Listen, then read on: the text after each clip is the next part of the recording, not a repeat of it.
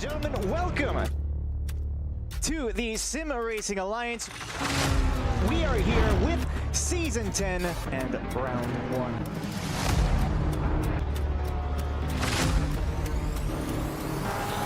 Boogity, let's go racing on the green flag jumps. Looking maybe even full wide. They're fanning out, there's a bit of contact. He's got the outside. Side, that's a great move. He's got plenty of speed in there, and he's being held up. He's gonna have a better run. Yeah, it's gonna stick it on the outside. Well, that's a late move. 296 Ferrari, though, finds a space. Oh, he didn't have it. We're on the way for SRA.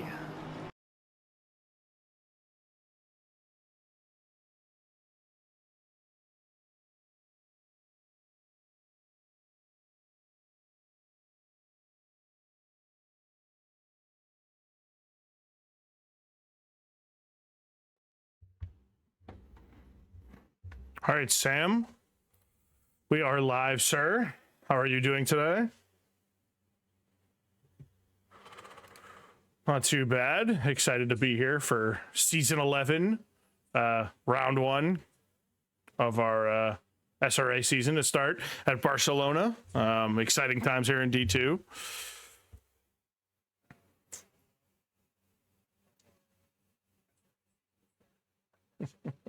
It definitely it looked to be like a little bit of a mess there. I watched a little bit of the stream there, and boy, it was exciting, that's for sure. Yeah, I'm trying to fix that right now. Hold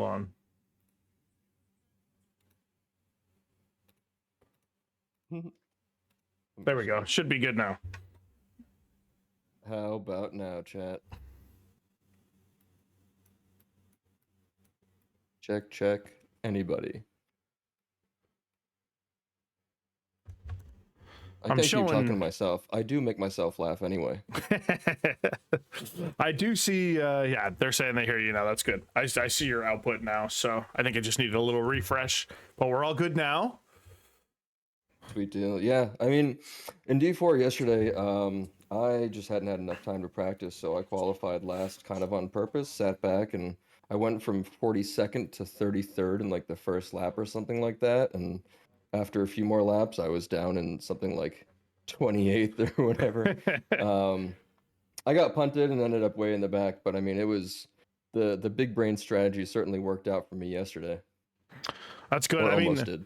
Certainly, it seems like a lot of these times when if you just stay alive and don't do anything crazy, just kind of like putt along, you should do pretty well. Stay out of trouble and whatnot. You can quickly increase your positions. Yeah, well, I mean, if you look at this track, right? I mean, there's the main straight, which of course everybody is able to sort of pass there because coming around the last turn, you can really get on the gas early and power out of it. And so if you get a better, run than someone else and you get a slipstream, that's a really nice place to pass. But I mean, on the opening lap, of course, having a sort of chicane at the end of the straight on any track is always dangerous. And if you also look at, there's so many of these turns are wide sweeping turns where you really get on the gas and sort of try to hold your throttle and hold your steering wheel at the right place, and you can wash out really easily. And that's what I think a lot of people did, was they sort of understeered into others or oversteered and spun and caused a crash here or there. There's a lot of late braking, so people shaking off the rust a little bit. For sure. I mean, that's only natural, like you said, shaking off the rust. For a lot of these people, probably maybe they don't race as much in the wintertime and they're coming back for the summer season, so I'm sure a lot of people are shaking off the rust. It has been a few. I mean, I don't know if this is a normal amount of break time, but it definitely feels like it's been a while since last season, at least just from the standpoint of how I feel. So I can totally understand that. I mean, I'm not even racing myself this season, so when I do join back in, the rust will certainly be there for me. So I totally understand that. Yeah, I was wondering not seeing a number next to your name. Yeah, unfortunately, just I don't know, just taking the summer season off. It's 2 nights a week. since I wanted to do the broadcasting, I figured that would be the easier one to continue doing, I suppose. A lot less time commitment to practicing and whatnot. So here to help the league and also enjoy the racing while we're here. Well, cool. Good to have you. It'll be interesting to see where people in D2 sort of spread out. I see a lot of names from last season and some new ones, of course. Some people have moved up. Some people have moved up from here to 1, and some have moved from 3 to 2, of course. A lot of names that I think that were in silver and are now in gold. That makes a lot of sense to me, and it'll be especially interesting to see some of these guys put a lot of laps in during practice, right? Sweating, as we call it. So hopefully that pays off. But as we sort of talked about, there's a qualifying issue where either you qualify near the head or near the tail. And even if you put in tons of laps and you've done very well throughout the week in practice, if you're not in one of those two places, you're in the danger zone. And so it may just not help at all. Yeah, it's totally true. And as you mentioned, I mean, it always seems like the first race of the season is when people go, extra sweaty, right? Like they're real excited for the season to start. They do lots of laps. I know I myself fall into that trap too, where I guess it's not a trap, but you practice a lot more for the first couple races, and then it probably slowly ticks off a little bit where you're not quite putting as much time. Maybe that's because the rust is gone and it doesn't take as long to learn a track, but certainly this is where we're going to see some of the fastest and probably tightest racing, I would imagine, is at the start. And hopefully we don't see a lot of incidents. I know it can be exciting for the viewers, but for our drivers here, hopefully we've got some clean racing, see some nice clean racing throughout the first race here and just have a nice battle. I do think something noticeable, though, on these sort of Wednesday races is that they tend to, take a hint from what happened on the Tuesday races, and of course the beating down from the directors and everything, telling them, hey, this is what happened yesterday. Don't be like that. We do sometimes see safer first laps all across the board on these days because I think of that little reminder from what the Tuesday streams maybe don't get right every time. But as we look in, obviously nobody's got any points, so you're looking at the D2 with no standings. But something that does sort of have some standing, we look at the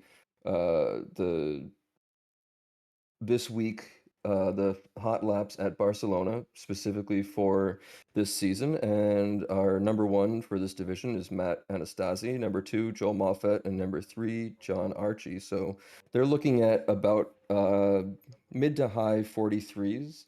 And we strain all the way down to a mid 45 for some of the, I would just say probably less practiced because there's some gold and some silver down there. I don't think anyone is really outside of where they should be, at least not yet. We'll figure that out through the season, I think. But one thing I did want to mention, and I think I saw this in my division as well, is that there is a heavy weighting of Ferraris and Mustangs near the top of the list for these hot lap.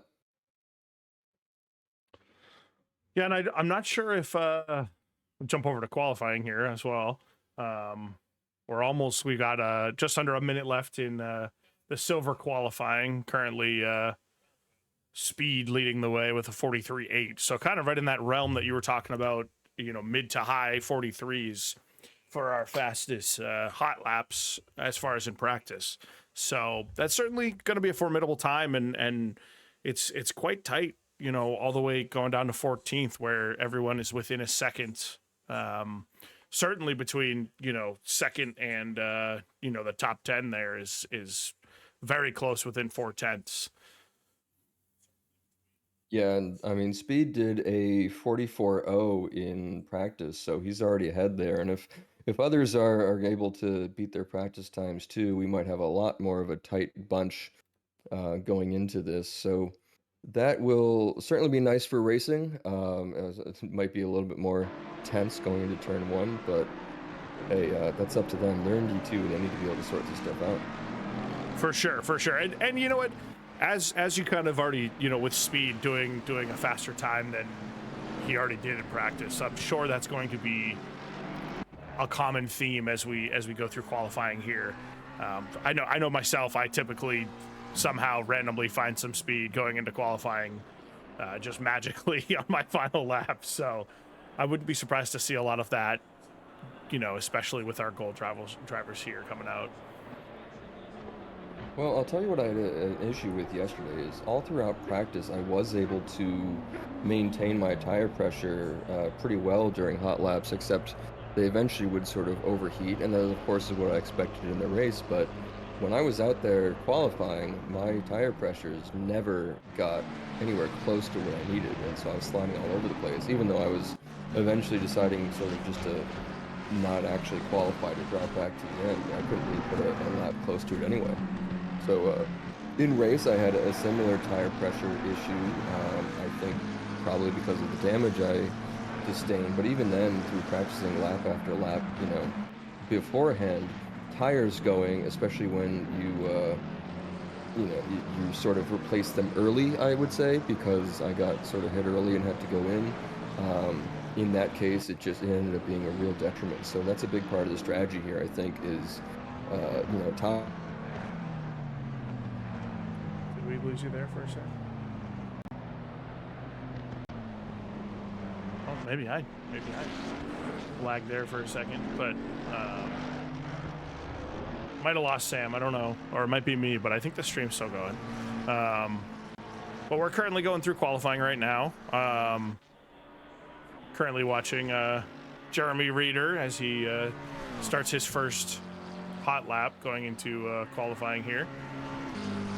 Be very curious to see how our D2 drivers sort out at the top.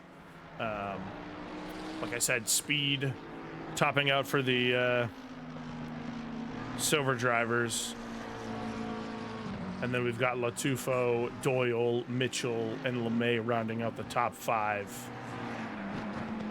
for silver thus far. And Latufo, Doyle, Mitchell, and LeMay all within, looks like 0.09 of each other. So very, very tight between the top 5 there in silver. Should be very interesting to see that battle throughout.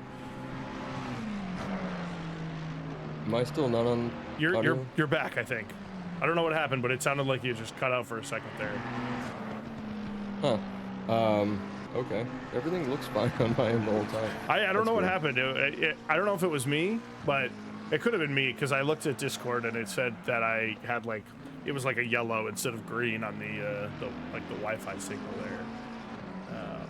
So definitely could have been me, but blame the internet gods. Yeah, exactly. The internet gods.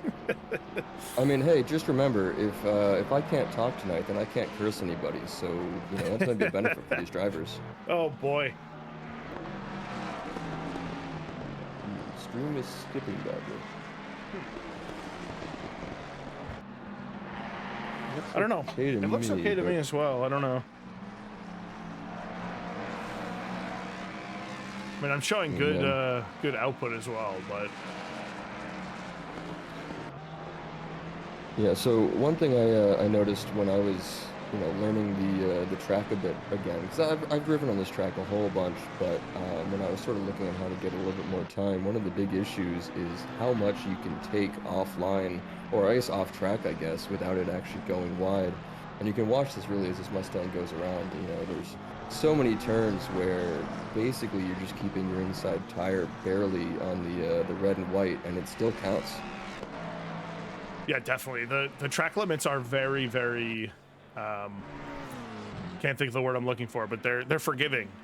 You can certainly use, there's a lot of leeway here, and you can use all of the track. As you can see, the Mustang, I mean, he almost gets pretty much 4 tires off of the track, but as long as you're on that curbing, I think it's mostly the white line on the inside of the red curbing, on the outside of the track, that is, where you kind of run into track limits. So you can certainly use a lot of the track here, and it helps a lot with your time. Yeah, that unfortunately though plays into the whole tire issue I mentioned, where if your tires do start going a bit, trying to take all that extra, space off onto the curb can sort of exacerbate the issue and really wear down your tires faster, push out some of the tire pressure if you're having those issues. And so your lap times drop, even more at a track like this where you should be able to take all that extra space. Definitely, definitely. I mean, certainly they're not too worried about tires, I would imagine, going through qualifying here. So, scrub those tires as much as you can. But that's a great point throughout the race. You don't, being that, I guess I should have looked into it more. The qualifying or the different pit stop strategies going into this season. Is it the same as last season where they are going kind of every other with the mandatory tires and then fuel? Nope, it's the same thing the entire time. There is no fuel change, only tires. Oh, very interesting. That's I actually love that change. I thought that was, at least my personal opinion, I thought that was I love that pit strategy format where you just take, the minimum fuel you can get, I suppose, and mandatory tire changes. Just adds a little bit more strategy, and it's not just a splash and dash pit as late as you can for the most part. Yeah, I mean, it's certainly a little bit easier to remember and plan for, as you head in. And of course, it does sort of keep the fear of some people, losing fuel and running out at the end because they've tried to get it way too close. So there's always that little aspect of it too. But I will say that, with just tires being something that you change, that does allow you to work more on like undercut and overcut, whereas with fuel being changed, you do have to sort of calculate if it'll take how much time and how many liters you're going to take, etc., and you can maybe work that out for the benefit. But tires are 30 seconds, you sort of just know what it's going to happen and what's going to get, so it all just sort of makes it a little bit easier, I think.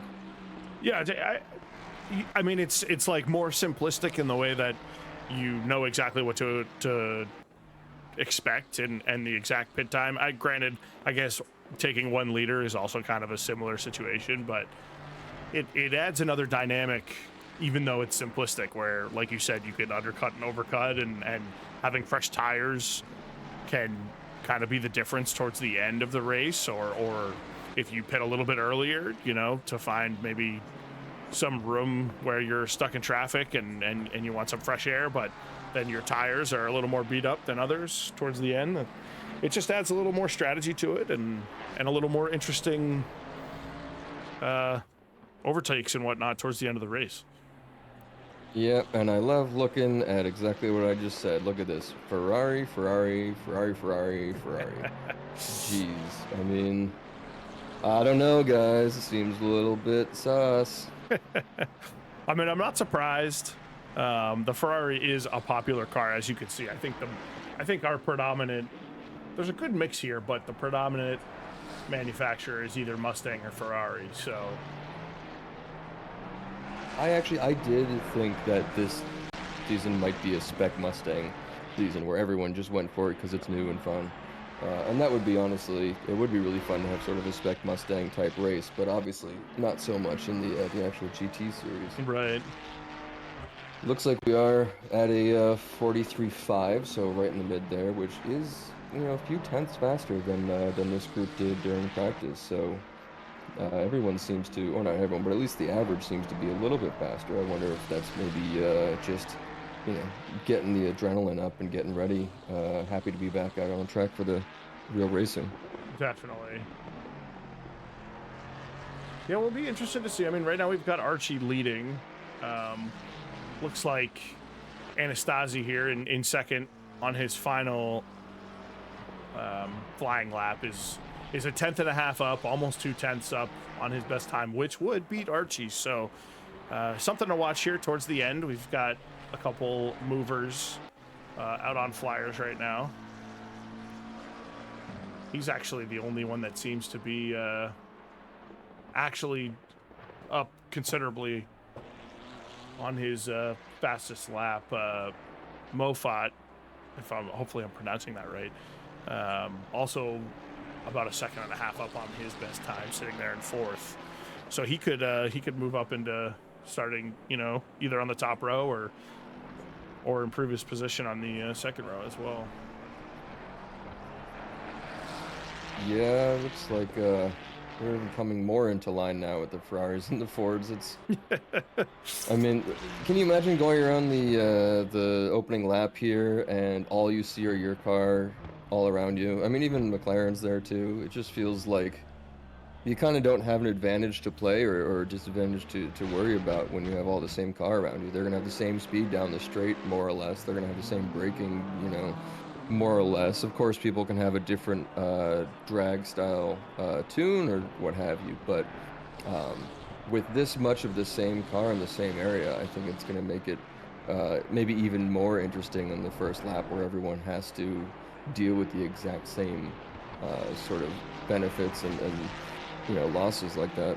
Right. It sure. I mean, it's definitely going to come for some close racing in our top 6 here. I mean, and as somebody in the chat said, it's basically Ford versus Ferrari times 2 now. So out of our top 12, there's one McLaren that is not a Ford or Ferrari. So we're certainly going to have that battle throughout. Maybe, I don't know about the season, but certainly tonight here at Barcelona.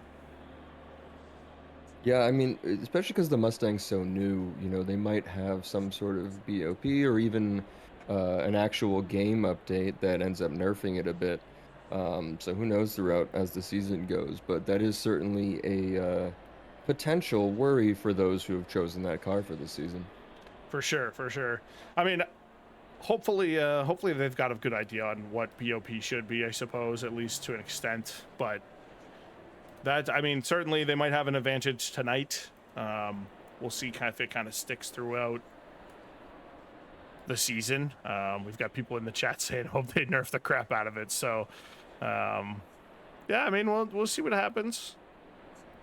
I mean, I will say from yesterday's race in D4, a lot of the Mustangs were having some trouble, you know, keeping it straight, I should say. So, you know, maybe they have their setup for hot lapping, gives them, you know, at least enough control to really get around and get those times in. But at least from what I saw, it did not look like a very good hour-long race for the Mustangs. There's maybe one or two that were sort of near the front, but I saw a lot of them off on the grass and in the dirt, you know, with me.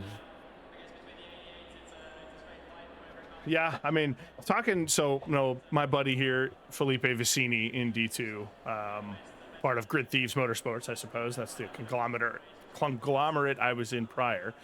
He definitely had that same opinion. It's low level or slow understeer, or I'm sorry, slow oversteer, but surprisingly, he said there's lots of high speed understeer in the high speed corners, which you know what, I guess is not that surprised. I would imagine the Ford is a lot like, you know, either an AMG or a BMW, not a BMW, but the Mercedes, where it's kind of a boxier, larger car.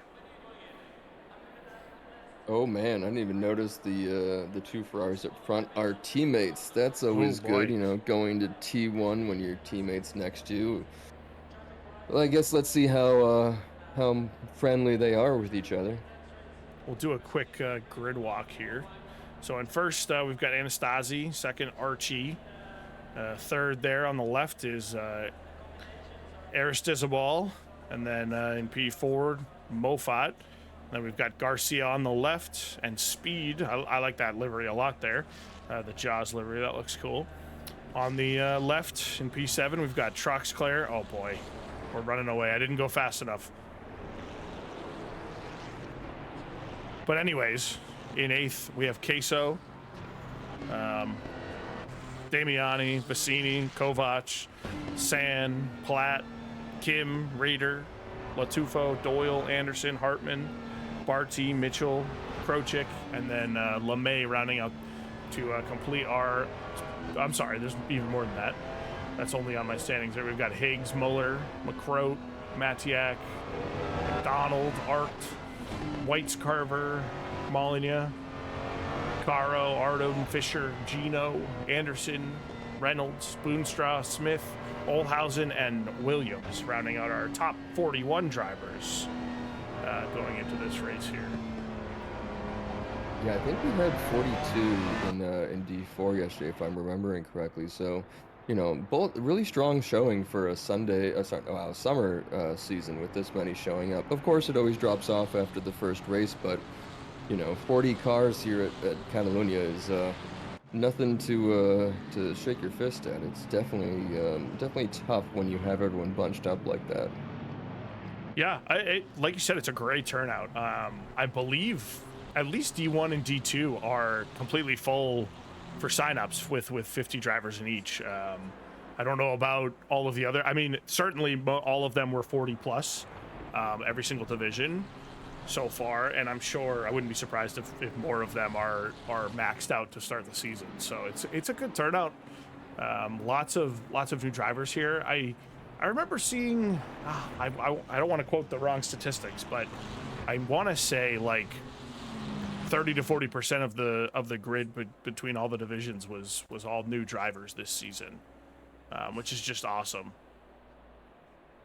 Yeah, I mean, I wonder how much of that is from, you know, the enduro that we did with the Tracklicious and maybe just sort of getting our name out there through more of these streams or something. You know, because growth again during the summer season is pretty impressive.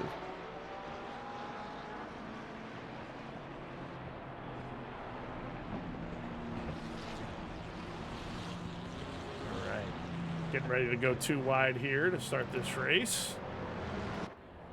Yeah, so what happened yesterday with 40-ish drivers or so is that, you know, me being in the back, I was able to see that by the time we were all getting into the speed limiter, you know, 2 wide down here around the final turn, there was at least, I don't want to say 8, maybe 10 of us that were still before the final turn when it went green, because the start-finish line is a little bit close there. So that's something to be a little bit worried of when you're in the back. As soon as you hit the throttle, you are in a turn. You have to sort of figure that out, and someone did go straight in the wall. So let's see if everyone's around the corner here, but I sort of doubt it. They are packed together better than we were yesterday, though.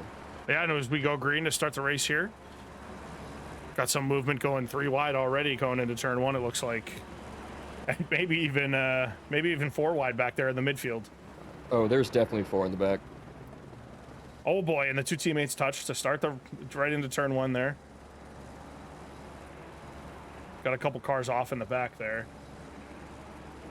Oh, and we just get our first incident there. Let me see if I can. Yeah, that was an inside car that just understeered into the middle one, middle being because there were 3 wide, of course. We'll try to get back to that here in a minute.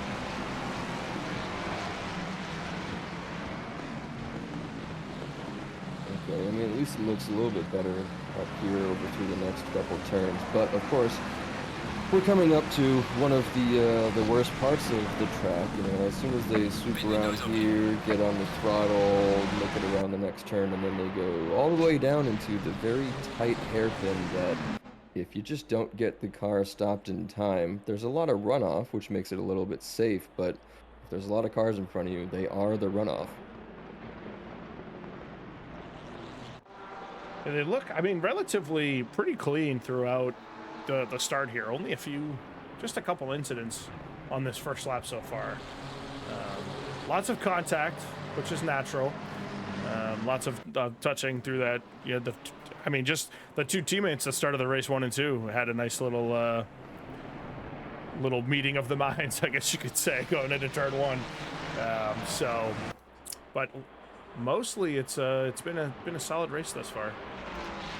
Oh, and as we say that, there's some yellow in the background. That is probably at least 1 or 2, if not more, but it looks like they've actually made it through. Maybe someone just had a quick bump. Doesn't look like it was a spin or anything. So, actually, you know, maybe they did make it through a little bit safer than I thought. Luckily, we're looking up here, you know, P3, Archie, he only dropped 1 place with whatever that argy-bargy was on the first first turn, first lap. So that's not too bad. When your teammate's out there, you know, at least you're not going to fight him the entire time. Now you have someone else to go after. Right, definitely. It's certainly Aristizable or Aristizable. I'm gonna have to look that one up after the race, but hopefully we're not butchering that too bad. But he's making it interesting here in the top 3 between these 2 teammates. We've got a little bit of a gap going off to 4th there for Mofat, about a 7/10 or 9/10, I suppose. But they are pretty tightly packed throughout the grid here to start this race. There are too many drivers with a J in their first name. Apparently that's what gets you to go fast, huh? Yeah, I mean, hey, 4 of the top 5, I guess so. It's got to be something I'm missing here. I got to get a J name, drive a Ferrari, figure something out. But I think that this is clearly cheating, and that's why I'm bad, and I'll stick to it. Yeah, right now we're watching Kovac. Definitely seems like he's got a bit of a train here behind him with Kim and Vicini very closely behind him, and then a little bit of another 2 cars there, San and Troxclair just, you know, half a second behind that little group of 3. He was going for, oh no, it looked like he was going for the pass. I thought he had it on there, but as soon as he moved out of the way, I think that the wind just hit him and dragged him down, and actually ends up, he lost a position. Yeah, look back there. Yeah, wow. It looks like one Mustang taking over the other Mustang. Oh, we got some yellow. Seems to be. Oh yeah, there's 1 or 2 all popping up at the same. Let's say I want to say turn 2. That is. Yeah, I wonder what's going on. It keeps like flashing yellow. We'll go back 15 seconds, see what happened.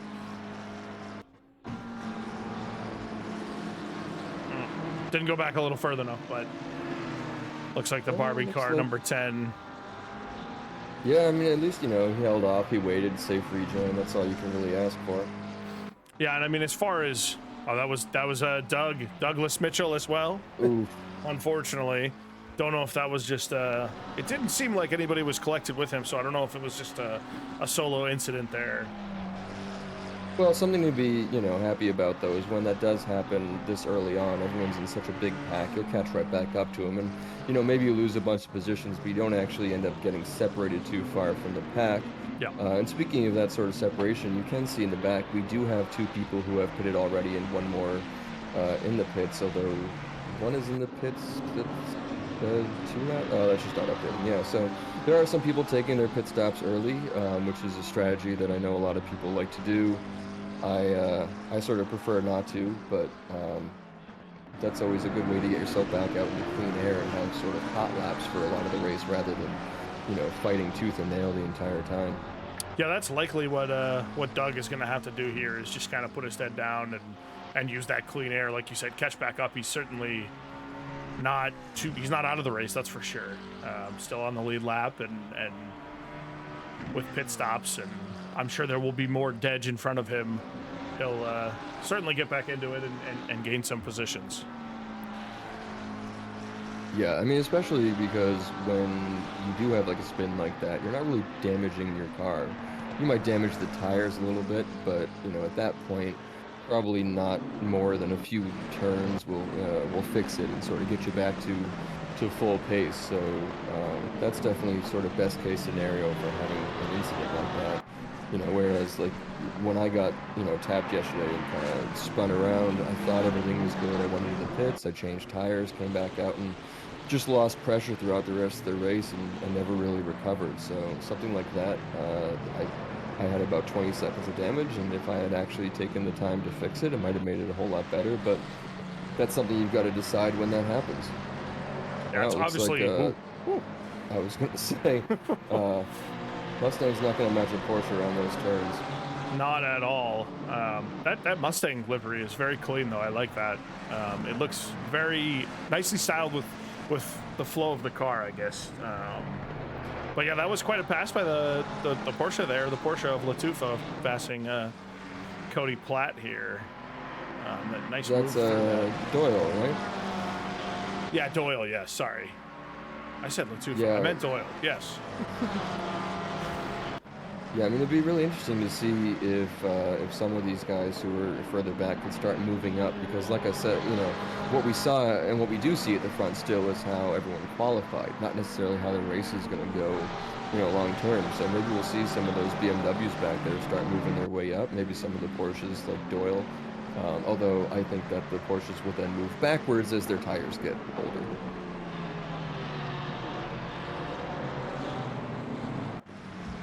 Yeah. More people in the pits too. Yeah, a few more people in the pits. That early pit stop. I know there was a guy. I was in D5 last season. There was a guy who generally pit, no matter whether it was the fuel strategy, you know, the fuel pit stop race or the tire race, he would pit very early often, and it worked for him. He commonly finished top 10, top 5 all the time. Just putting in those hot laps in the back of the pack with clean air and putting his head down. So oh wow, look at the pack in front actually. Looks like P7 back to P12. They're all muscling in 2-3 wide even going into some of those turns ahead of this. So they are still having the tooth and nail fight that you might expect out of lap 1 or 2. Yeah, I mean, we like you said, there's a couple really tight battles here. Like these P8 all the way through P11 is roughly 1 to 2 seconds between all 4 of those cars.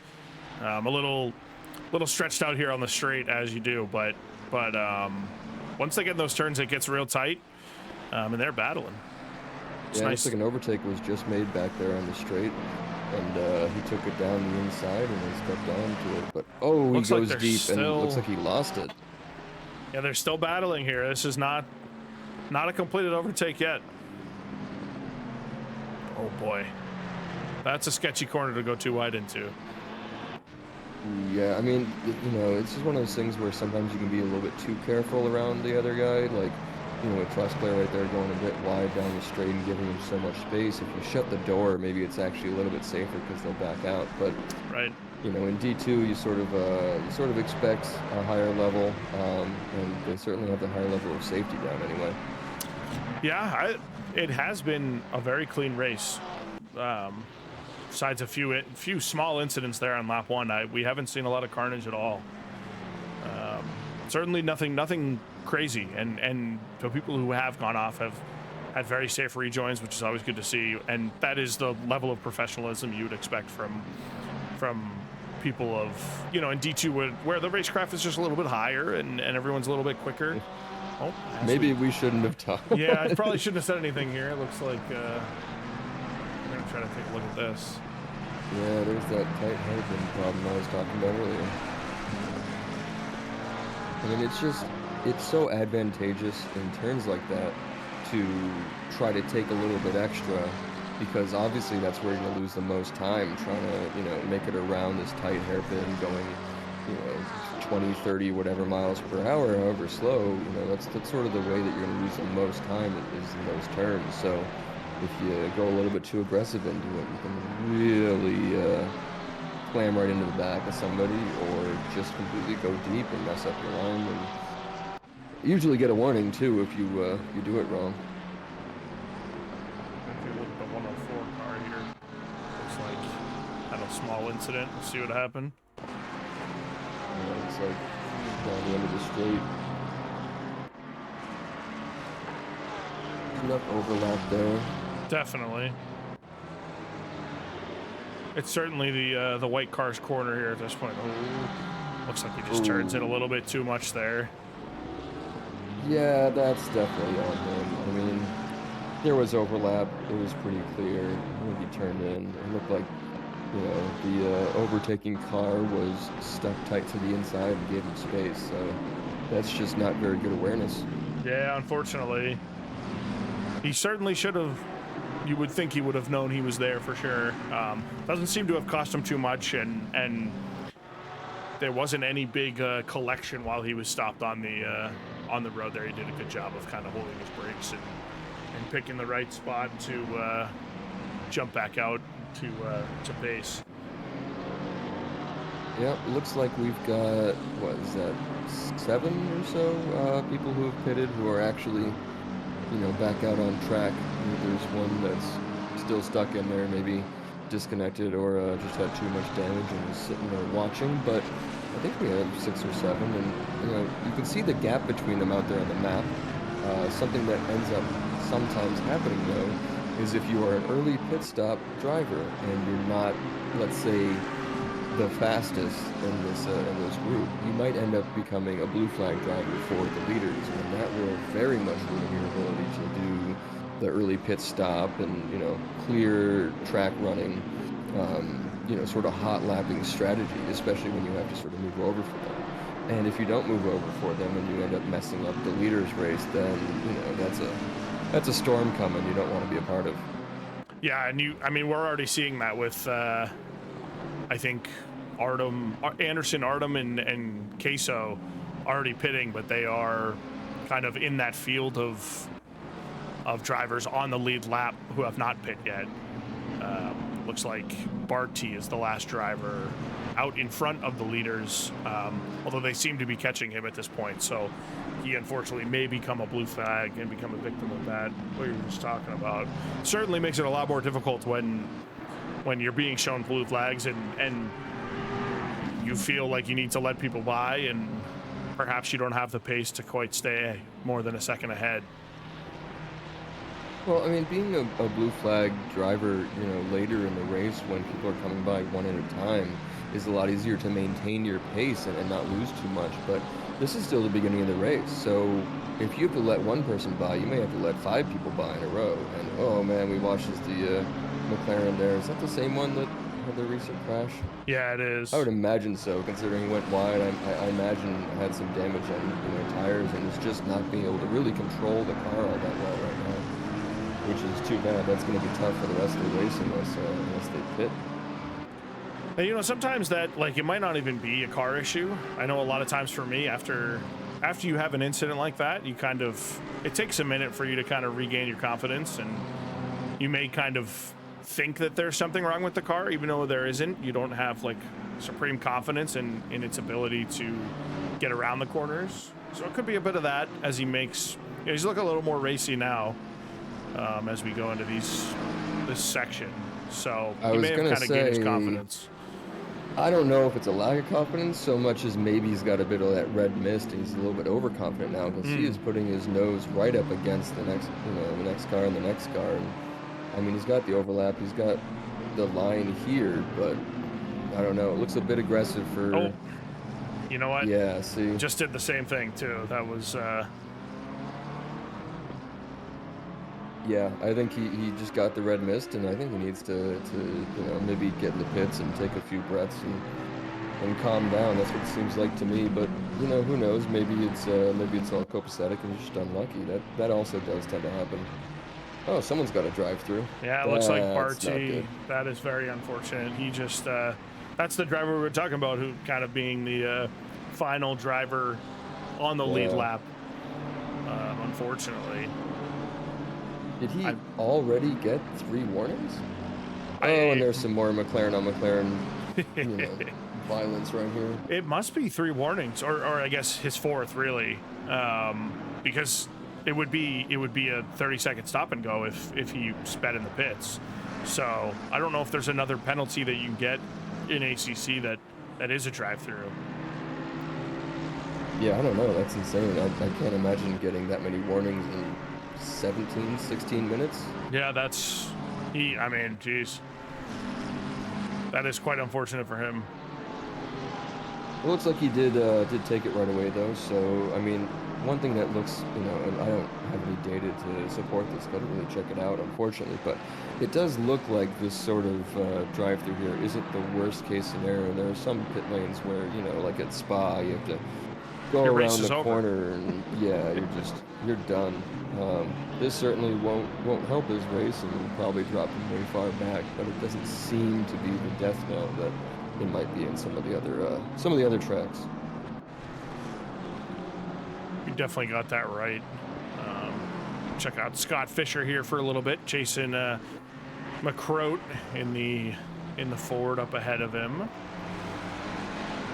Looks to be a pretty close battle. I like this livery on this McLaren is pretty nice. It's got the Moza ads there on the side.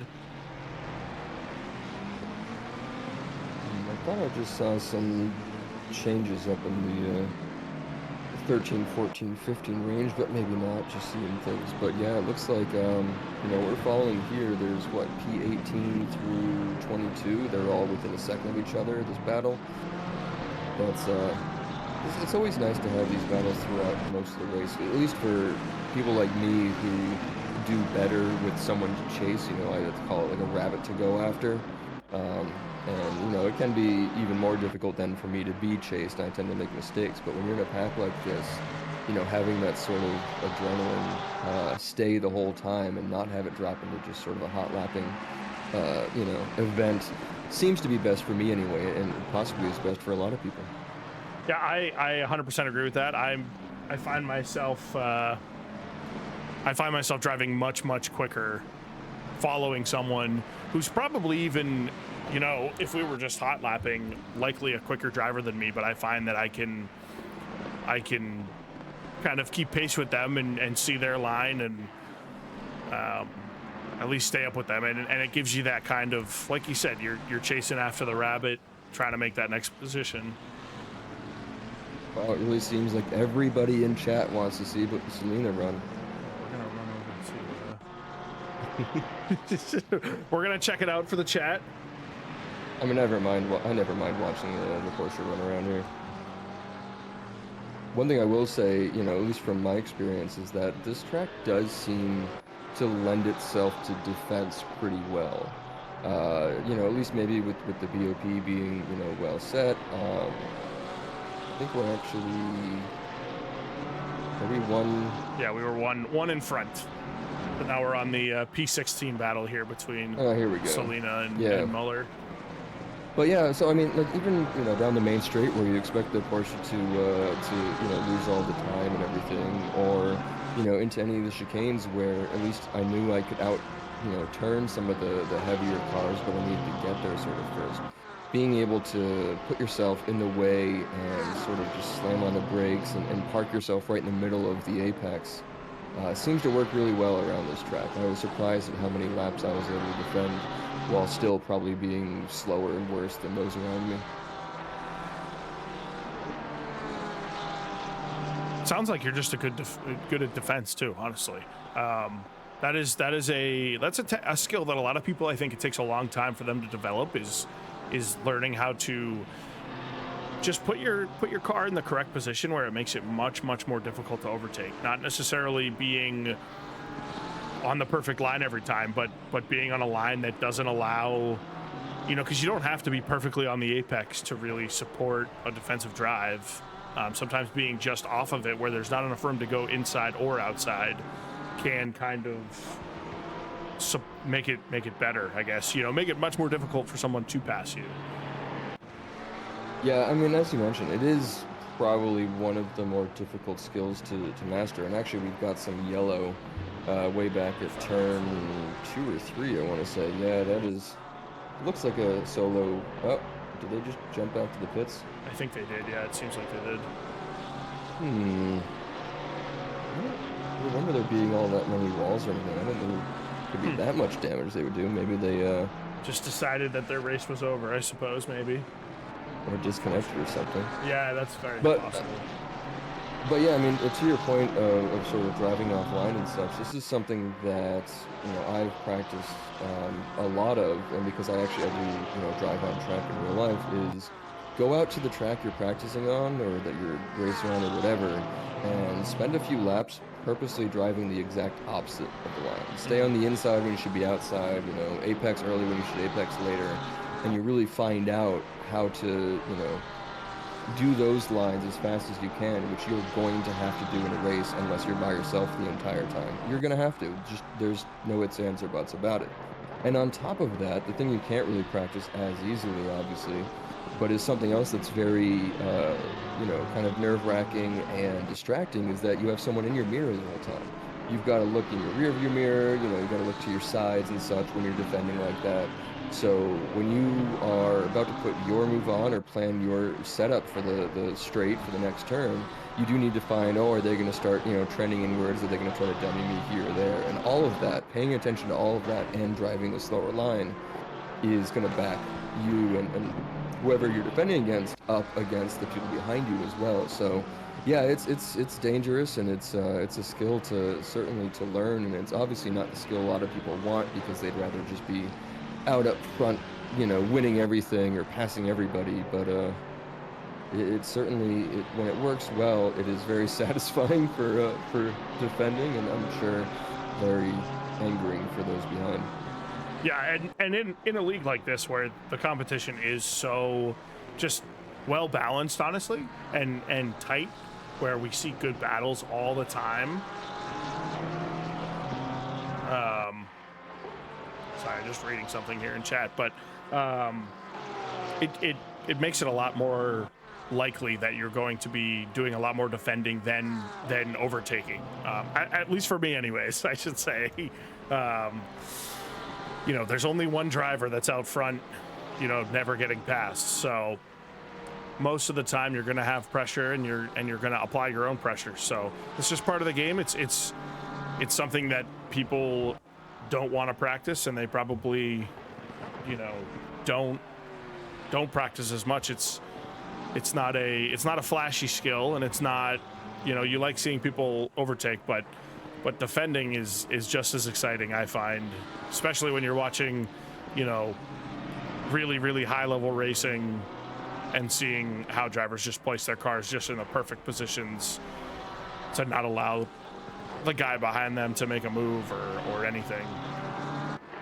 Well, I mean, speaking of perfect positioning, our leader, Anastasi, just pitted and is out with some pretty clear open track in front of him for a while. And if you look back at who is leading now and what Anastasi was doing back when he was there, is closing down those back markers and the blue flag. So I think he sort of recognized that that's what was going to happen soon. And it looks like our new leader is into the pits as well right now. So I think they were sort of all recognizing that and trying to get back out into some clean air.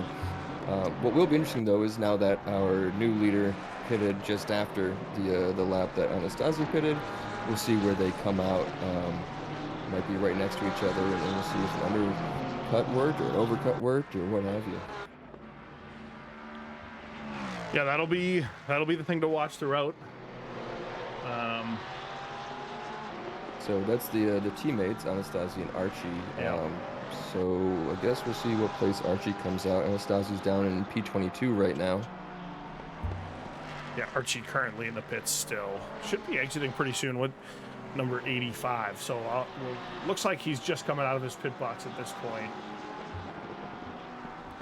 Oh wow, actually there might have been a slow pit for Anastasi if that's true. He's just coming around the last turn now, getting on the main straight. So this'll definitely be tight.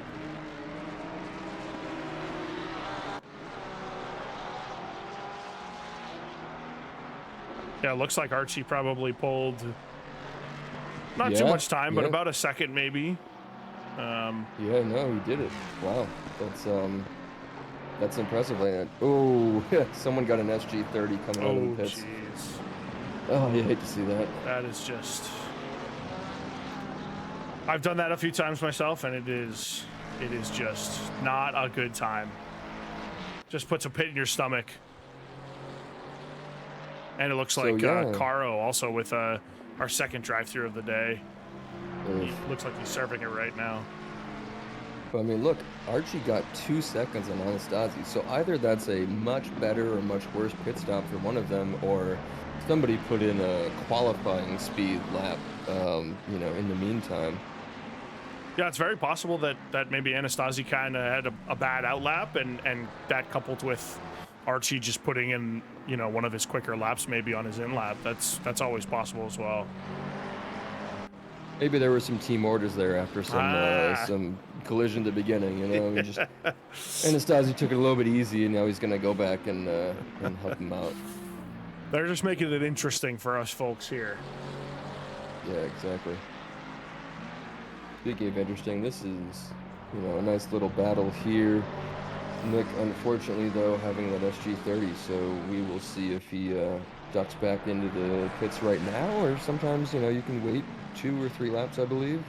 Depends on what strategy you want, but defending here is probably not helping him. Yeah, I think he makes the correct decision to jump into the pits there. Okay, And slow down. oh boy, yeah. Okay, looks like he makes it there. Looks like he makes it. Oh.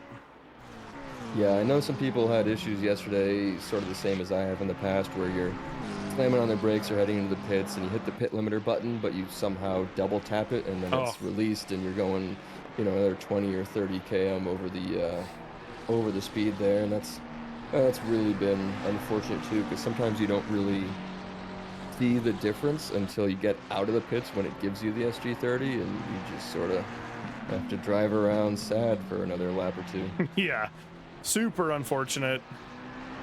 Not a fun time. It actually looks like Doug Mitchell has our fastest lap on the racetrack as well, down in 25th. So he's certainly getting back into the mix of things as he drops up to 22nd with some pit stops.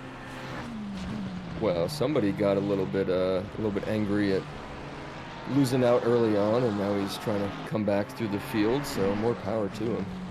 Yeah, I wouldn't be surprised. I mean, maybe we see a top 15, top 10 finish out of him after maybe not that high, but certainly top 15 is a high potential for him. After that early spin, which is a great result in that case. Yeah, well, I mean, we're not even to halftime yet. We're pretty close, but we're not at halftime. And so right now, with so many people having pitted and still 11 who have, well, okay, I say 11 who haven't, but half of them are in anyway. Right.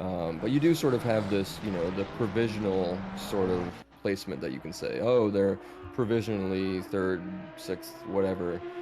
Because you don't actually know until they come out of the pits. So I think we're going to find a lot of those answers out in the next, probably next 15 to 20 seconds here. But there are still going to be 4, 5, 6 or so who haven't pitted. So we don't actually know if those group will be sort of mid-pack or near the front. But it sure looks like almost all of the leading Ferraris have all taken their pits, and most of the Mustangs as well too. Yeah, I'm watching Bassini specifically because I think he was in 9th prior to his pit stop, so we'll see kind of where he trickles out. Currently in 13th, and that kind of that tracks for the most part with 5 people in the pit, so that would put him down into what, 8th, I guess. So doesn't look like too much chaos, at least through the pit stops, as far as seating or standings coming out so far. Yeah, although if you look at, so I mean, there's at least one of them in the pits now, but the 4 silver drivers that are yet to pit, except for obviously Doyle now, 2 of them are separated by really large gaps. Right. So they're very clearly not going to pop back out where the first 2 are. So it does look like the silver fight right now was between Latufo and Doyle, and maybe Doyle jumped in so he could get out of that for a second. We'll see if Latufo is going to try to maintain the position of P1 for a little while for some bonus points in his own head and maybe some good feelings, or if he's going to come back in the next and try to cover off. But I don't know. What would you do? Stay out or keep going? You know, honestly, it depends. If I was him, however my tires are feeling, because obviously we're kind of getting to that. We're just past that halfway point where ideally you wanna make that tire change to make the most out of your new tires going, for 25 so minutes instead of sitting on older tires for the next 5-10 minutes and then only getting that benefit of newer tires towards the end of the race. Excuse me. But I'm not sure. I mean, certainly, if you don't think you're going to be leading a lot of laps this season, maybe, you don't have a lot of confidence. That's, bask in the P1 title for now. And although it does look like he just entered the pits, so. Oh man, what if there was a red flag? He could have won the whole thing. Boy, that would be interesting. But yeah, actually, it looks like Archie has our fastest lap now, and he is flying. You know, he came out 2 seconds ahead of Anastasi, and that has not gone down. So certainly they're matching each other pretty well, but that doesn't look like it's something that, you know, Anastasi can really come back from, at least at this stage. Obviously, there's lots of time left, but that looks like sort of the crowning moment of this race for the leaders anyway, is Archie somehow pulling that 2-second gap. And Martin Smith here, our last driver to enter the pit lane finally. So not surprising, all of our drivers pit before the 25-minute mark. That seems to be a pretty standard practice thus far with this pit strategy, at least from what I've seen throughout, you know, the half of the races that had it. Because obviously you want to maximize your you know, your tire output and not stay too long on either set. Yeah, I mean, I will say, in some of the other leagues I've raced in, when I was, you know, much further behind the overall pace, it annoyed me so much when the leaders would, you know, lap me, and then they would pit, and they'd come up behind me, and they'd lap me again, and it's just terrible. So having them pit at the 26 mark or something like that, I can deal with that. That'd be perfectly fine. Yeah, the chances of being lapped twice are not super high in that case, which is nice. That's certainly a demoralizing situation. Yeah, I mean, you know, because, like, you kind of get the lap back, but it's double blue flag time, which means you lose, you know, at least half a second to a full second on lap, but more likely multiple seconds, because the way that people take, you know, blue flags and such, a lot of times, even if you give it to them as best you can, you still have to be cautious when, you know, you're the leader going around a slower car, and so the slower car has to lift longer on the straight, and it can really drop you back a pretty significant amount. So I'm really glad for, you know, this league that we're in, having so many divisions and having such a closer group where you're probably not going to have, you know, half the pack being lapped every race or so. Yeah, I mean, I think as it stands to this point right now, I don't know how many people are lapped, but it's not that many. I'm gonna see the relative here. Just take a look. Actually, I'm not sure. They might all be on the lead lap, except for Archie's. The leader, Archie, right now is coming up right behind somebody, though. So yeah, it looks like at the very least, Queso and Krochik are the only two drivers that are lapped at this current moment. And like you said, Archie is definitely coming up on the back of the pack at this moment. Yeah, hopefully he's able to catch the blue flag when the blue flag can move over and get out of the way safely on the upcoming straight. But, you know, where they're heading to right now, it might be slowing him down, and it might actually end up, it does kind of look like he's lost a few tenths to his teammate Anastasi there, potentially because of this coming up and staying behind the blue flag. Yeah, I mean, we were talking about it earlier, and it was a 2-second gap last time we talked about it, now down to 1.3. So I wouldn't be surprised if that blue flag certainly played a part of it. If you're Archie, I mean, it is your teammate, so you're probably not hoping he gets held up too much. But if I was in first place and it's not my teammate behind me, you kind of hope that, you know, they lose a little bit of time behind that blue flag as well, and it's just kind of, you know, quote unquote fair in that case. It doesn't always work out that way, but that is just part of racing, where we've got 42 people on the track. It's just part of it. It's bound to happen. Yeah, actually, you might want to jump up to that. So the 87, 85, they did both make it past the blue flag, who's now just in front of P3 there, but it does look like it was easier for Anastasi to make it through. So, I mean, he's certainly not on the tail, and there's maybe a few tenths that just disappeared there too, but that is a gap somewhat coming down. They are pretty significantly behind the next, you know, blue flag and then pack ahead of there, but 23 minutes, that's enough time depending on the pace they're making. And if Archie's got the fastest lap, that is certainly some pace. Yeah, it looks about to be a 20 or so second gap between the leaders and the next blue flag. So we've got a yellow flag here, car 809. Let me see if I can grab that real quick and see what happened.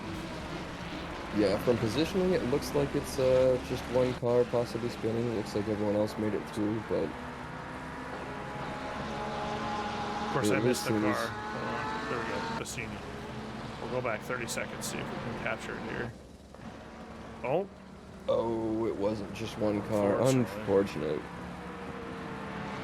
It was small, though. I mean, that's, not good for him specifically, but, I mean, it's not the biggest, worst issue. No, and it only look. I mean, he doesn't look like he lost too much, and also doesn't look terribly damaged. So maybe 4 or 5 spots he kind of lost. So as far as incident goes, not the worst thing that I've seen. That's for sure. I think he was in 12th or 13th, maybe 11th before that, and came out 16th. So not the worst thing. Lots of time left. Certainly could get back up to where he was and maybe make a nice pass and stick it to the guy who hit him. You never know. Yeah, I mean, at the very least, too, when you talk about, some of the after-race penalties and putting that in for a ticket, if you finish within, let's say, 5, 10, even 20 seconds or so of the car that hit you, you might be able to at least get that one place back, which is, maybe not as much as you could have done and as great as you were doing, but there's something to be said for, trusting the process. Absolutely. I mean, and that's kind of like a little moral victory in your, at least that's how I'd view it, is you get past that guy that spun you out or whatever happened. As we see, a nice pass by Ooh, nice attempt. It looked like he was coming down a little bit of dive, but he backed out really nicely. That was a great safe move right there. That was very, like you said, I mean, skilled safe driving. Knew he wasn't going to complete the pass and kind of backed out to save both of them, really. A lot of times you wouldn't see that happen. I'm going to jump back to them just so we can... but real tight racing here between LeMay and Fisher. Yeah, and LeMay's gonna, go wide at the end of every one of these little straights to just show him he's still there, and he's still gonna, make an attempt to go through any door that opens for him. But the nice thing that's doing is it's gonna slow down Fisher a little bit, which is only gonna help Selena, stay right there where she is, because these two could certainly pull up on her and create a big, sort of difficult end to this race. She's doing well. There's a bit of a gap from her to the car in front, so it doesn't look like she's gonna, speed up on anyone to make it through. So having a battle behind her is a good thing for me in my book. Yeah, definitely. I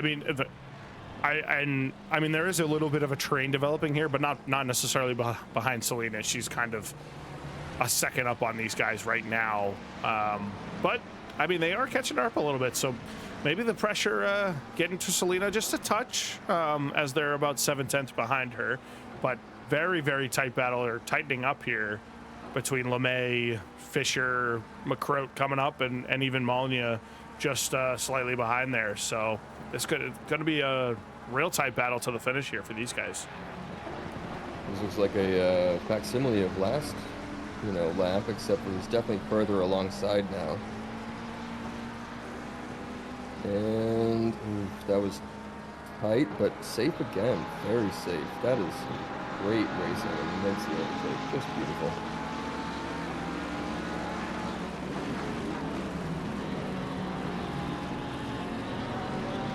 Yeah, and he definitely made it stick, and it definitely slowed down that little pack as he was making that overtake. So again, like I said, Selena just gets a little bit of that boost there.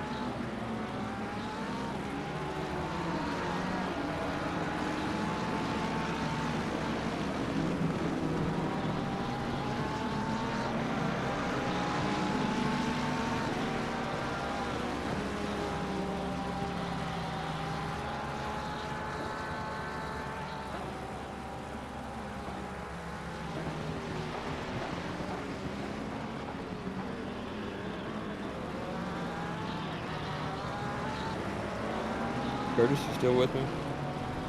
I muted myself. I'm sorry. I don't know how that happened, but okay, I was checking mine. Everything was very confusing.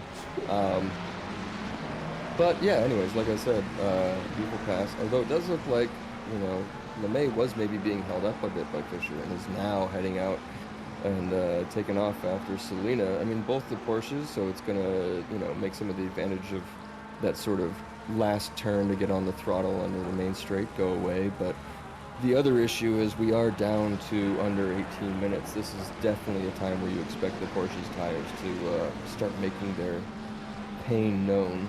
Looks like another very tight pass in the back, but maybe not done yet. So Fisher under attack, but not necessarily losing it. And then he's stuck around the outside and may end up losing his second place here. Yeah, it definitely seems like Fisher was, I was saying before, I guess, when I was muted, I totally agree. LeMay looked to be held up by Fisher there as he's been speeding away and catching up to Selena. Not too fast, but maybe a tenth a lap or so. And unfortunately, it looks like Fisher just a little bit slower than this pack that's behind him. We'll see how he defends through the next 17 minutes or so. Well, you know who else we should jump up to at some point? It looks like, and at least from what I can see, I think they're the leaders of Silver, but it certainly looks like Doyle and the Porsches, hugging Latufa within a second right now. So that is, I believe, for the P1, P2 of Silver. Yeah, this is, you're right, very tight battle here between another Porsche here and a Ford. Just under a second between these two for the lead of Silver. That's great to see this late in the race too. Just a tight battle for P1 of the lower division, or the lower half of the division, I suppose. Yeah, and I mean they're doing pretty well up in P8 and P9 overall, considering there's still another 6, 7, 8 or so gold drivers that could be in front depending on beyond that split. So who knows? We'll see. Maybe these drivers, these two, fighting it out throughout the season, maybe moving up to gold. But certainly there's a bit of a gap between them and the next drivers there. Yeah, and I think that also just lends to just the competitiveness throughout the field at every division. Even though some of the drivers are labeled as quote unquote silver and they're in the bottom half, there's still good competitiveness between everybody throughout the field. I know in D5 last season, a lot of the time, you'd always see a silver driver in the top 5, kind of just track dependent. And that does play to it a lot of times as well, is, maybe for Latufo and Doyle, this is Barcelona is one of their best tracks. It's very, very possible, or and maybe next week they won't be in the top 10 overall. You never know. Yeah, true. Can we possibly jump to Kim? It looks like they are very close on Aristizabal. I'm gonna mess that up. I'm sorry. I need to pay attention to that after this race, and I'll figure it out for the next thing. Same. But I'm gonna say, point being, everyone in the top 5 right now, it has a gap of a few seconds to each other. So there's not really anything going on except for right here, where Evan Kim is fighting for that, chance to get in the top 5, which would be a nice finish, especially as the only non-Ferrari or Ford. But this does seem to be, something that we're probably going to see in the next few laps. This attack after attack. I mean, the McLaren on a Ferrari, they're not too different here, but he's staying within half a second, not even within a second. That is a real tight battle going on. Yeah, he is very, very tight. We'll see where he decides to kind of make his move here, and they are. It. You know what? This seems like a very tight match. I don't think, obviously, Aristizabal is holding Kim up here. It's a very tight battle. I'm sure Aristizabal is slowing a little bit just to kind of defend, and like we talked about earlier, place his car in good position so that Kim doesn't have a great look at an overtake and doesn't leave a window of opportunity open. So yeah, I mean, with 6 seconds to the nearest car in front of him, there's no reason to really expect that you're going to catch up to the next car and fight. So right now, defense, just to hold on to P5 is probably your best bet here. And Troxclair in 7th is, I think last time they went around was about 7 seconds behind Kim. So it's not like you know, if they hold each other up too much, there's going to be somebody, you know, coming up real quick behind them either. Yeah, true. I think what it does mean, though, is with 13 minutes or so left here, as we see Kim trying to go around the outside, which is just not going to work on this turn, but definitely means he was a little bit closer there. I think what's going to happen as we see this sort of wind down is, you know, he's going to get a little bit of that desperation to do a late dive, you know, maybe into the really tight turn down in the middle of the track here, maybe just out of the final turn, you know, as you're kind of sticking your nose inside for the long straight. That's where I think we'll probably see something coming. Yeah, and on that, where he almost went on the outside, it looks like Aristozabal actually got onto the grass a little bit and got kind of slow coming into that long hairpin, but Kim just not able to power on the outside there. Yeah, that's not going to help your tires any. At this point, you know, getting onto the grass or getting onto any of the sand, or maybe even just taking the curbs a little bit harder than you should at this point, because you know you can throughout, you know, qualifying and practice and stuff. That can be a big issue with your tires for the last few minutes here. Yeah, especially in a tight race or a tight battle like this, you don't want to be jeopardizing anything that could potentially just make it much more difficult for the last, you know, 10 11 minutes of this race.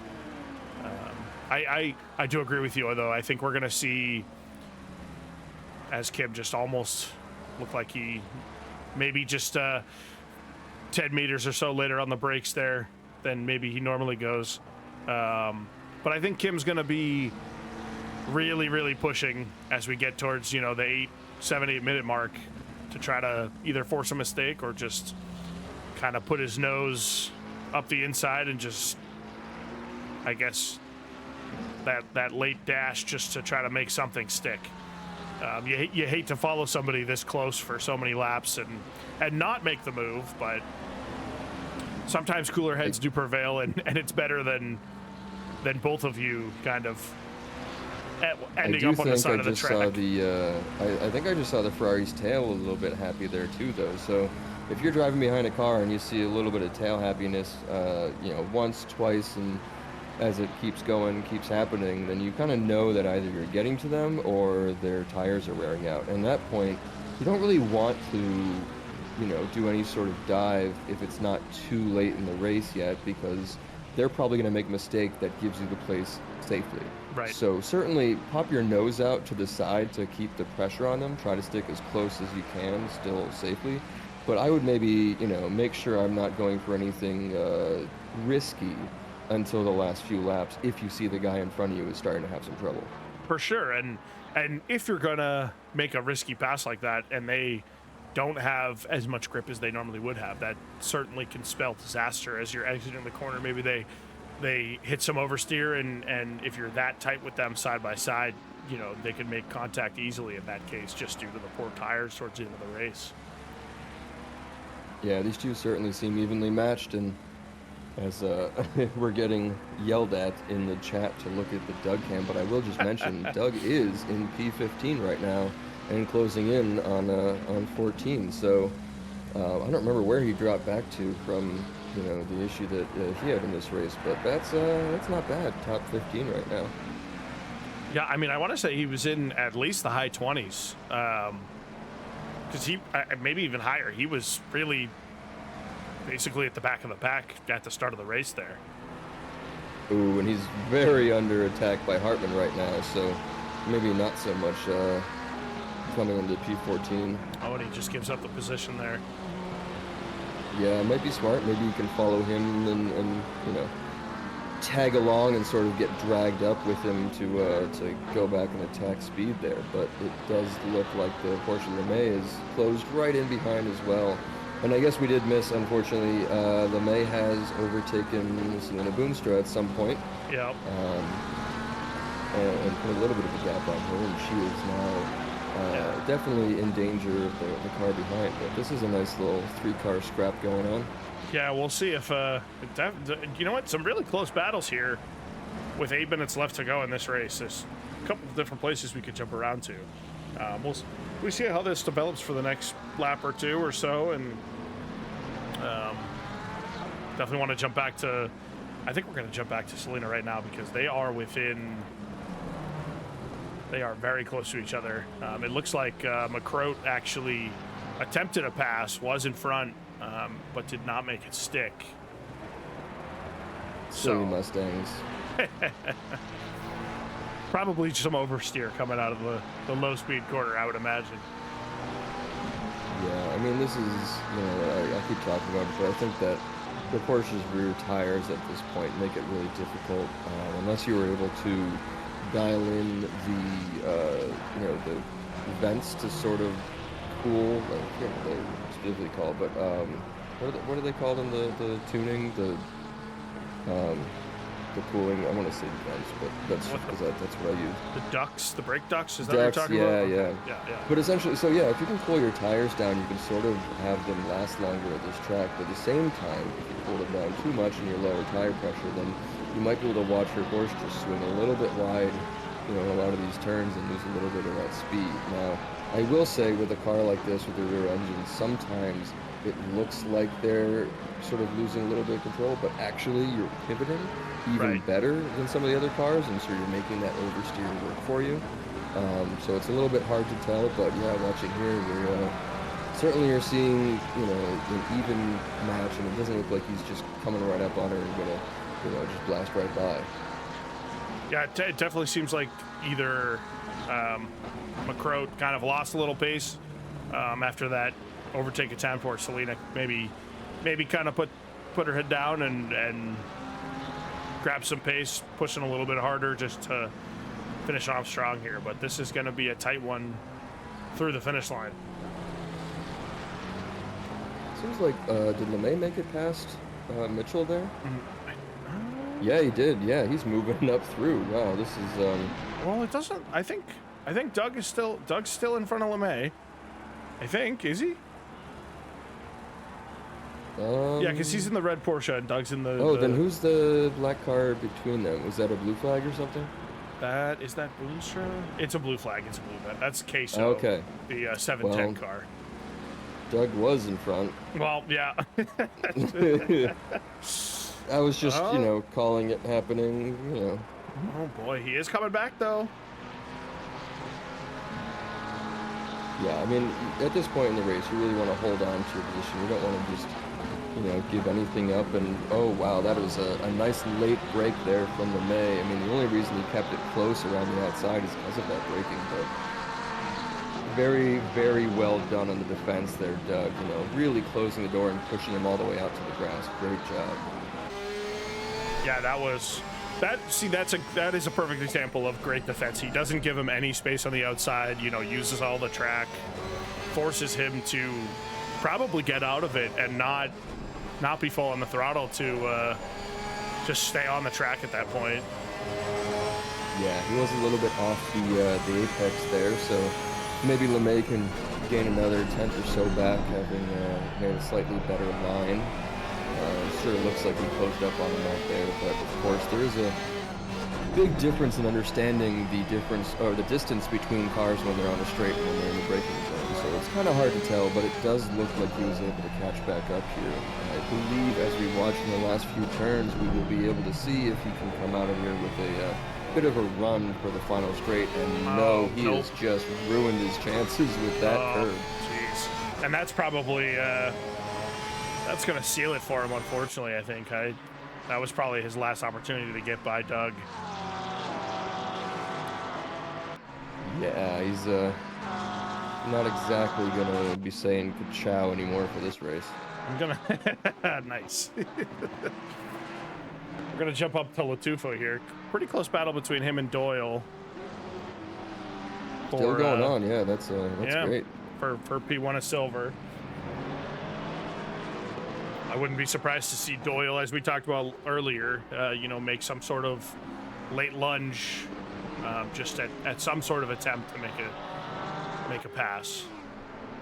Yeah, and this is also the inverse of the battle between Boonstra and McCroat back there, right, where they have a Mustang and a Porsche. So Right. having these battles like this, you know, it's very much a, can I get these turns perfectly so that I can make up for the lack of straight line speed I have against the Mustang, or conversely, you know, as the Mustang, can I place my car in the right position to slow them down through the turn, and you know, make sure that when I get back on the throttle, I've got the gap I need, and vice versa, obviously, for the back. Right. Yeah, that's a great perspective, because they're certainly, yeah. I mean, that just makes it so interesting, seeing like battles between different cars. It's just a lot more exciting because you see the different characteristics just play a huge factor into it's just frustrating. how the drivers drive and whatnot. Yeah, I mean, you watching this, and like I drive the Porsche too, and you saw exactly what we were saying. The last chicane there, Doyle closed pretty much bumper to bumper, and then down the main straight, even with the slipstream, even bumper to bumper, starting out on the main straight, he was not able to keep up with the Mustang, and of course, Latufo survives another at least half a lap here, but he's got that gap to start off with. We'll probably see it coming down near the end of the lap, and it's just this slinky effect that happens when you have these two sort of different types of cars together, and it's very frustrating when you're chasing, and very satisfying when you're defending. Yeah, I'm sure Doyle is just feeling the entire time like he's the driver who feels like he's faster, because he feels like he can. I mean, I'm sure he doesn't feel like it. He knows he can carry a higher speed through the corners, and certainly is probably slowed down by Latufo in the Mustang through the tight hairpins and whatnot on this track. And unfortunately, he just can't use the lack of a gap in between them with the lack of straight line speed coming out of these corners. So I believe it's the last lap now. Archie has just passed the finish line. There's 51 seconds. I don't think that he's going to get past the finish line again before the end of the race, right? Before the end of the time. That's correct. It doesn't look like he's going into the first long right-hand hairpin there, but I don't. With 30 seconds left there, this is the final lap for sure. Okay, so I mean, a bunch of 4-second gaps and everybody up near the front. We do still have Evan Kim within a second chasing down the 878 Ferrari there. That's been a long time coming, and this might be the time to put a dive on. I mean, no time like the present. It certainly won't have another opportunity, so. Yeah, this actually, you know, you're coming, these next two turns, there's no chance, but when you come out of the sweeping right up ahead and head down towards that really tight hairpin turn, that is where you have to set it up for your sort of last chance dive. Otherwise, I don't really see much space for it anywhere else. This is your last chance, I think. I mean, at least for a, stereotypical type of pass, it doesn't look like I mean, real close, but just not close enough to make any sort of move, unfortunately. Yeah, at this point, you've just got to be hoping for a mistake. Exactly. The last chance is maybe into this final right-hander into that hairpin, but I mean, he'd really have to make a seriously scary lunge to make that. Yeah, and Archie just crossed the line. He is the winner of the first race of Season 11 here in D2. Great job getting that P1 as he overtook his teammate in the pits, essentially, after a little bit of a collision and losing a place at the very start. Great job. Yeah, great race. I'm actually going to jump down to Selena really quickly. Really, really tight battle here coming into the final quarters. He's got to hold on for a few more turns. LeMay is still fighting, and actually looks like they slowed down because of their fight. So Selena's actually coming up right on them as well. That creates a little bit of a sandwich here. Right into the final corner here. It looks like everything's going to stick as we're looking at it for 16 through 19 here. And it was a great race. Lots of really, really close battles throughout the race, especially towards the end. Yeah, really great job. I mean, after, a little bit of the argy-bargy in the beginning, everything went out and was real safe after that. We saw a lot of really tight, great racing, of course. Some gaps here and there formed at the front, but otherwise, this was enjoyable to watch.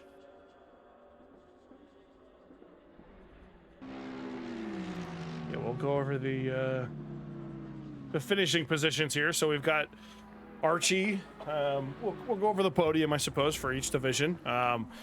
Archie and Anastasi, your P1 and P2, both on the same team, and then Mofat finishing up the podium for gold drivers, and then for silver drivers, Latufo ended up sticking it out in front of Doyle as our P1 and P2, and then it's Speed that finishes third on the podium for silver drivers.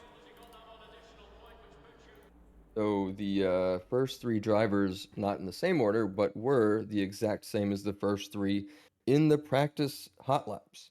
Anastasi, Moffat, and Archie were all up there. So of course we have a Ferrari 1, 2, 3, and I believe that that still is what I would call sus. I'm thinking the Ferrari might need a little more bopping. It certainly, at least it seems that way. But we will see how the admins deal with that. See what they want to do. I know the Ferrari. I drive the Ferrari myself, so I don't necessarily. Although this season, you know what? Nerf it into oblivion for all I care this season, you know. But it'd be interesting to see how it goes going forward, and even the Mustang, seems to have performed pretty well here at Barcelona. I don't know how we'll see the BOP going forward. I actually haven't even taken a look at the schedule myself yet going forward, but I'm sure it's going to be very well performing at certain tracks. Yep. And, certainly this is just the first race. So, I mean, the points matter, et cetera, et cetera. But really, when you look into it, how you did in this race does not really determine much throughout the rest of the season. It's basically a good way to get the cobwebs off. It's a good way to maybe start learning some of the other drivers around you that you haven't raced with much because they might have moved up or down in different divisions. But you really sort of have to take this with a grain of salt and just move on to the next one if you didn't do so well. And if you did well, then, keep it up, keep practicing. But you might be moving up into D1, so let's see how it goes. Yeah, don't do too well, right? Like that. Yeah, I mean, you may or may not find some sandbags in the back of your car at some point. Oh boy. Hopefully, it does. That was, again, it seemed to be a very very good race all around. There was nobody that kind of stood out as much quicker than anybody else. I thought it was good competitiveness throughout, especially even just between silver and gold. There wasn't a big gap between the divisions. And I mean, certainly off of just one race, I don't see anybody that's definitely going to be moving up just automatically. Yeah, and I mean, I would love to, look into some of the conversation between drivers after this and find out what happened here or there with, for example, Archie jumping, his teammate Anastasi in the pits. Was there a bad pit or a good lap or something? All those little things might actually end up becoming something we found out about strategy later on, right? Where, oh, maybe it was beneficial or wasn't beneficial to take tires earlier or later. And those things can, sort of progress throughout the season as well once you learn that maybe you've been tuning your car for a better outlap and you get those tires back up to pressure and up to the right temperature faster than some of the other cars, and how to affect that to maybe make an undercut work. Yeah, and we're gonna bring John Archie up here into the chat here with us. He's here, our D2 race 1 winner. How was that race for you tonight, Archie? John Archie. Yeah, how's it going, guys? It was pretty good. At the beginning, it was a little bit of a battle. Fortunately, my teammate and I made a little contact into T1, but once things settled down there, we had a pretty good battle, and then somehow I ended up to jump him in the pits, and that was the rest of the race right there. Yeah, we were wondering about that. Do you think that you had a faster pit stop or a better outlap or something? Honestly, I wasn't in comms with him, so I have no idea what happened there. I'd have to go back and see what happened. But he might have also maybe forgot to check damage from our little bit of contact. It was only like a couple seconds or something, so that could have been the case there.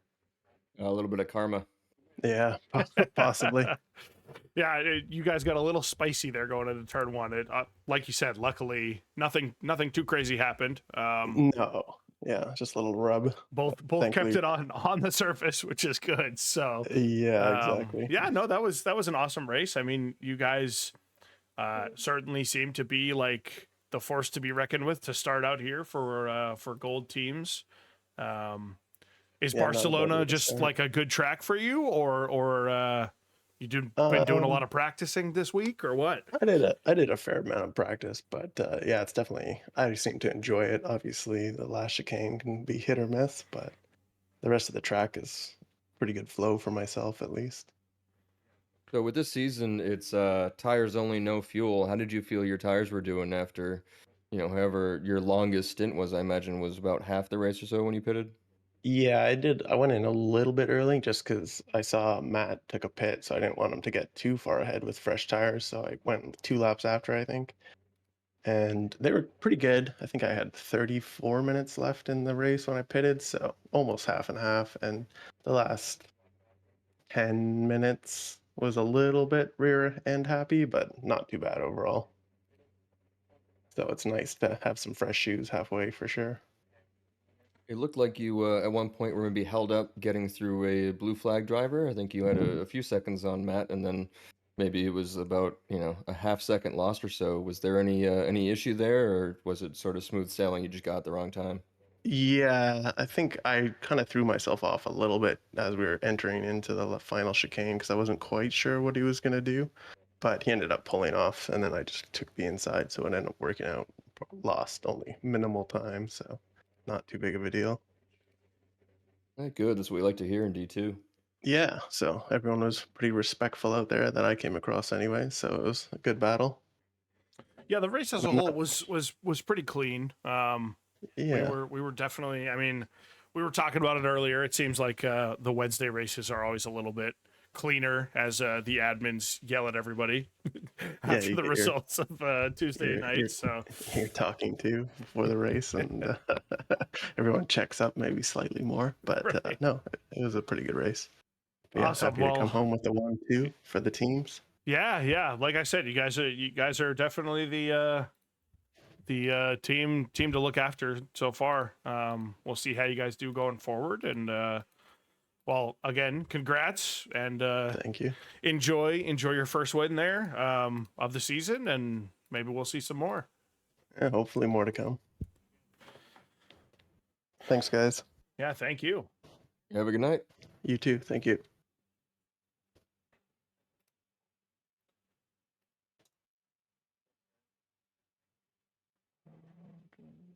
Okay, cool. All right. My memory is horrible. Do you remember who came in first for silver? Yeah, Latufo came in Latufo, first okay. with Doyle right behind. Let's see if Latufo is in there.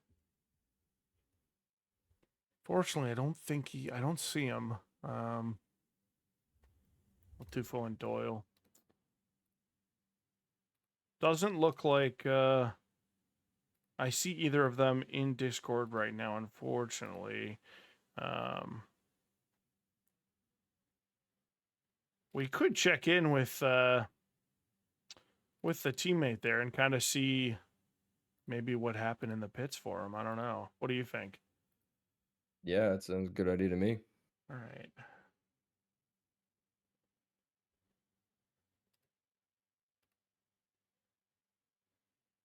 All right, Anastasi. Let's drag him up here. All right. We're here with Matt Anastasi, coming in P2 and in for gold here in D1. We wanted to get your take between your teammate.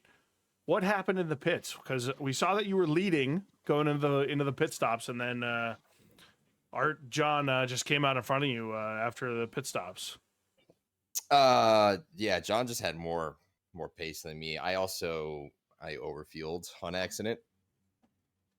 So I was just eating my tires up, man. He was catching me. I wanted to get out of his way and dive in the pits. But yeah, if anyone's gonna come out in front, I want it to be my teammate.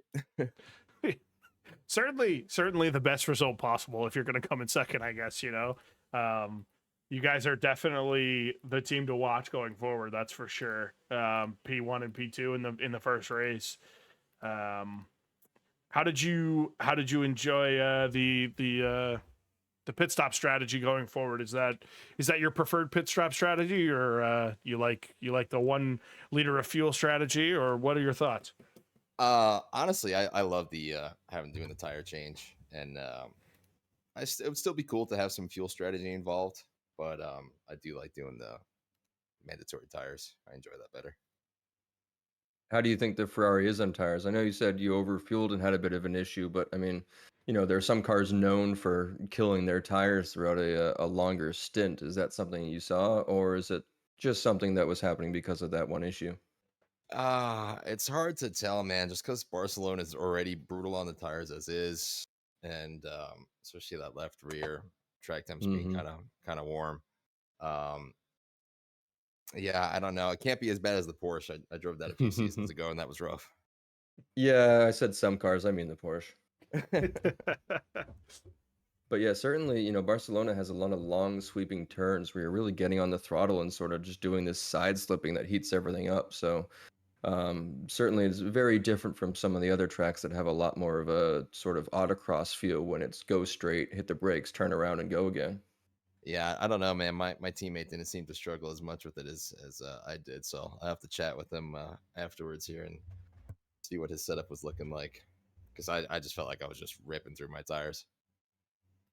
Oh, I don't know. I mean, you stayed pretty close. If you're talking about not doing as well as one teammate did and you're within fractions of a second, then you need to be in D1 or F1 or something. Yeah, touche. Like, oh no, Bono, my tires are gone.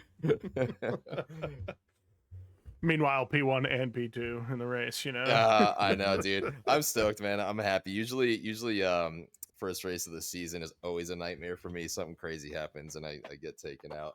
But so I'm really happy with this result. Well, congrats on the podium. We certainly will be watching you guys, throughout the season. Obviously, you are, top contenders at this point. We'll see if you can, keep to that as the team. And we're excited to watch the rest of the season. Thanks, man. Gonna be doing my best out there. Appreciate it. Yeah, congrats. Have a good night. You too. Cool. Well, that is a great wrap to our first race there in D2 for season 11. I'm just going to read off our sponsors real quick. I want to make sure we get that in. So a huge thank you to our SRA sponsors and title sponsors for supporting us here at SRA, as well as support from Documize, a modern business solution for product management. Go to documize.com to learn more today, and support from Retro Saga, a North American-based gaming company that provides accessories for your favorite classic systems, including Nintendo, Sega, PlayStation, and much more. Enhance your retro gaming experience today at retrosega.ca. And a big thank you to our affiliates, Track Racer. Experience redefined gaming with Track Racer's high-quality sim rigs and accessories.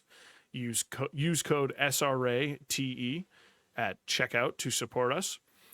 Armamentario, a toolbox for ACC that will enhance your chance to win. Enjoy a fully customizable and enhanced HUD to change the way you experience ACC.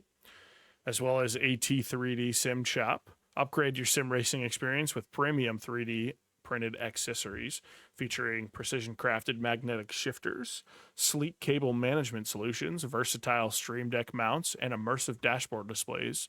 Their innovative designs enhance performance and style. Elevate every lap with top tier quality and craftsmanship at at3d.net. And Go Setups, premium esports setups for everyone. Use our affiliate link on our Discord and take your drive to the next level. And lastly, but not least, Castle and Cauldron, a home-based crafting business specializing in handmade Harry Potter, Fantastic Beasts, and Fairy World collectibles, magic wands, potions, mini dioramas, wall decor, costumery, cosplay, and much more. Castle and Cauldron is where crafting meets the magical. Visit facebook.com/Castle Cauldron to learn more. Well, any final thoughts, Sam, on our first race here at Barcelona? I mean, I think it just looks, overall good. D2 is, as you sort of expect, a pretty good level, pretty high level, safe and nice racing. Certainly different tracks will be different as we go on, and it does look like we didn't actually have a BOP for this race, so there might be some shuffling of who we saw tonight, but otherwise, yeah, it's just good to get back out there. Nerf the Ferrari, right? Yeah, and the Mustang. Let's go. And the Mustang. All right, man. Well, great chatting with you here, Sam, and we'll do it all again in a week, I guess. Yep. All right.